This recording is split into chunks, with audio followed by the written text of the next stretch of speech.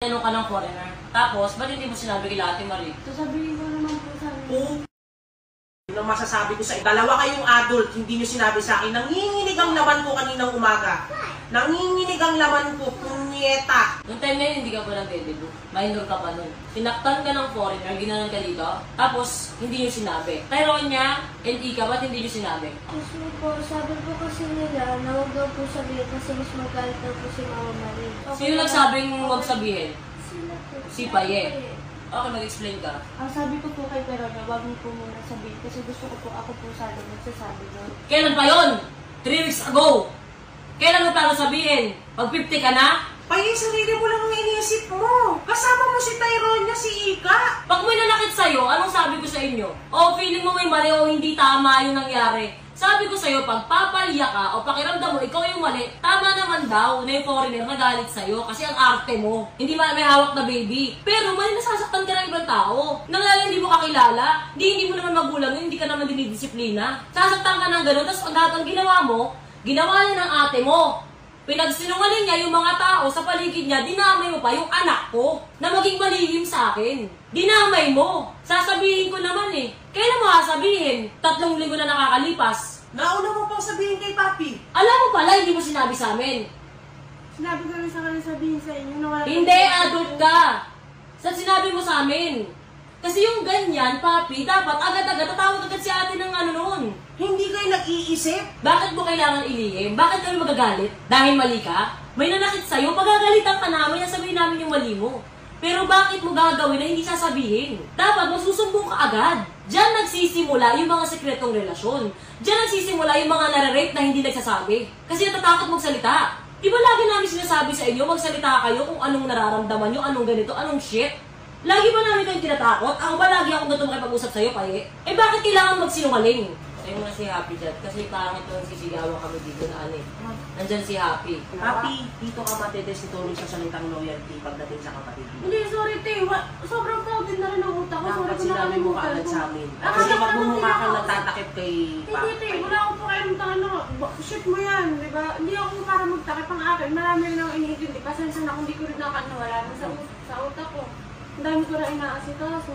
Pero pinagalitan mo na si Paye. Sobra te! Sabi ko, anong ginawa niyo? Hindi kayo bumaba? Hindi niyo sinabi pagdating niyo sa room? Di ba pinagsabihan kita? Sabi ko, sabihin niyo yan. Wala ka nang magagawa, walang aksyon. So kakayaan mo, nasaktan-sakta ka ng tao sa labas? Tsaka hindi ko maintindihan kung anong mali doon. Anong mali na magsumbo kayo sa nakakatanda?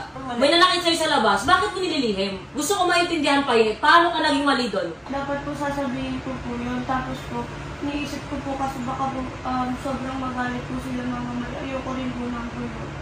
Ayaw mo ng gulo, sinaktan ka? Yan ang itinuturo mo kay Tyronia. Tapos ang role mo, ate ka. Anak ko nga, tinuturo ko pag sinuntok siya, suntokin na rin eh. Bago siya magsumbong eh. Kung di niya kaya, magsumbong siya agad eh. Kasi hindi niyo kaya. Hindi mo kasalanan na napunta siya sa ganung sitwasyon.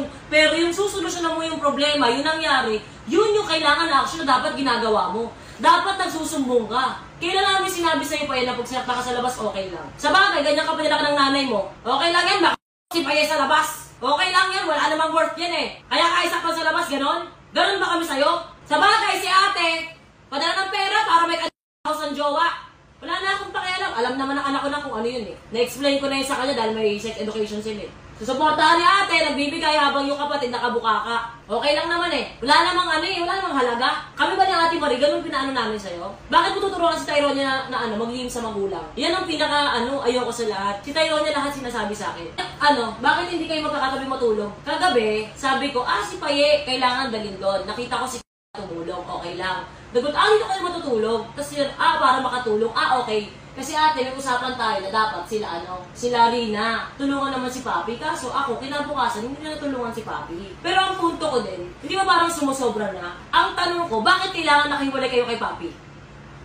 Nung time po kahapon, na matutulog na po kami, si ate naman po, nakalak na rin po yung pinto niya kasi magkasama po Una pa lang, bago pa man din tayo umuwi, tinanong na kita. Sabi ko, saan matutulog si... Sabi ko doon na lang ba sa kwarto mo, kung hindi siya komportable. Sabi niya, tayo doon na lang sa kwarto ko, diba? Sabi mo. Kaya ako nag-lock na lang ng pinto, nabadrip na ako. Kasi iniisip ko nga po, syempre nandun po si Kuya Bay. Eh ako nga natutulog ako mag-isa doon, nakabukas yung pinto ko, wala akong pakialam. Kung iisipin mo ang nangyari dyan, ayoko kasi mag-impokrita. Gusto ko real talk tayo dito. Si ay tomboy. So lumalabas sa paningin ko at paningin sa sarili niya ay isa, lalaki. Yun ang tingin sa, yun ang identity niya. Yun siya. Hindi ka na pagkasabihan kasi hindi kita hawak kay Odika. Ang pagkasabihan ko yung mga kasama ko dito. 18 years old ka, may mami Oni ka, okay lang na natulog ka sa kwarto na may kasama ka na tomboy, para sa akin kasi magkaibagan kayo ng gender eh. Tapos, inisip mo yung safety nyo, imbis na samahan mo yung ate mo sa kabilang kwarto. Na yung ate mo, babae din. Kasi ang reason mo, may lalaki sa labas eh. Bakit kailangan magkahiwalay ng kwarto? Sinafety mo siya, sige. Eh bakit yung ate mo hindi mo samahan? Bakit kailangan nakahiwalay? Tinanong ka pa ng ate mo, sabi mo kailangan kayo na magkasama. Ito naman na bad trip. Naglock na lang ng pinto. Ang galit na ate. Kasi nga, konsentidor. 18 years old si Tyrone niya, papayagan ko na may ibang gender sa kanya na kasama niya sa kwarto ng 18 years old. Tingin mo papayagan ko? What makes you think na okay lang sa akin yun? Eh, ang tingin ko sa'yo, anak. Ang tingin ko sa'yo, bata. Wala naman kami kung anong ginawa doon. Wala naman po eh. Wala naman pong something sa amin eh. Wala naman ganyan eh. Bakit? May CCTV ba ako sa loob? Malay ko. At hindi rin ako naniniwala sa mga sumbong-sumbong. Wala naman ako dun eh. Pero ang punto ko, ganyan ba yung gusto mo? Eh putang ina! Lahat ngayon nang nagbuhat ng ng mga gamit, matulog kayo ngayon lahat ng lalaki sa isang kwarto. Lahat ng tomboy mapatawag ko sa buong QC. Tang ina. Pabihan mo matulog. Gusto mo? Okay lang pala eh. Ngayon, papi, didisiplinahin ko to. Mamili ka. Lalayas ka o bububugin kita. Mamili ka. Ayaw mo umalis, tumayo ka dito. Tanggalin mo yung salamin mo.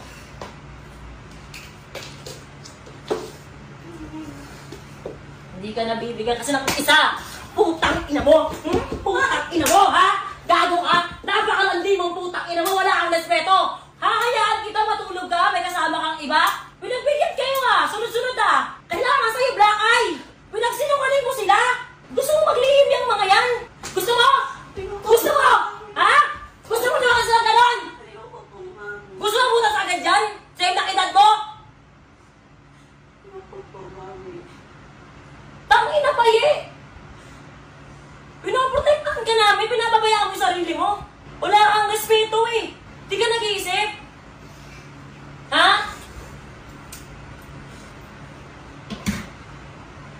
Di ka nag-iisip? Sana ka walang magulang? Maglipit ka na lang ulit. Lason ka. Lason yan, yung ganyang ugali. Anong role ulit dito? Anong role mo? Ate ka! Ha? Ate ka! Tandaan mo yan!